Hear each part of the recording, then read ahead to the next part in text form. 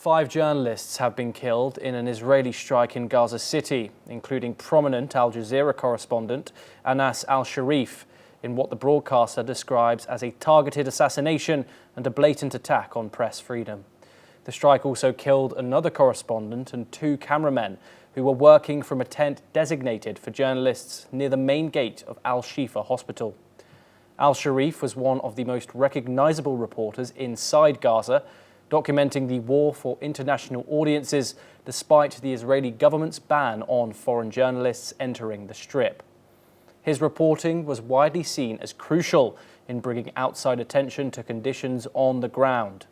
In a final message posted posthumously on his social media account, he said that he had never once hesitated to convey the truth as it is, without distortion or falsification. The Israeli military confirms it targeted al-Sharif, alleging he was the head of a Hamas terrorist cell responsible for firing rockets at Israel.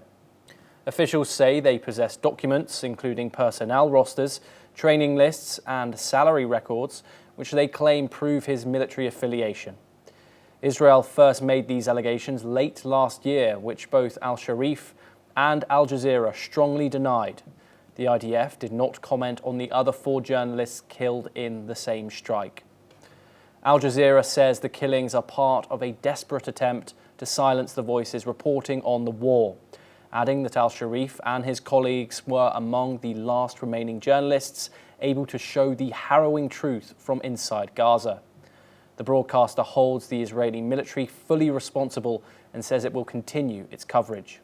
The deaths come as the Committee to Protect Journalists reports that 186 reporters have been killed since the start of Israel's offensive in October of 2023, marking this the deadliest period for journalists since the organization began recording such data in 1992. Press freedom groups say reporters in Gaza face extreme and often fatal risks, from airstrikes, the collapse of infrastructure, forced displacement, and starvation. With foreign press barred from entering Gaza, international outlets rely heavily on local journalists. This ban, critics say, restricts independent verification of events and places the burden and danger almost entirely on Palestinian reporters.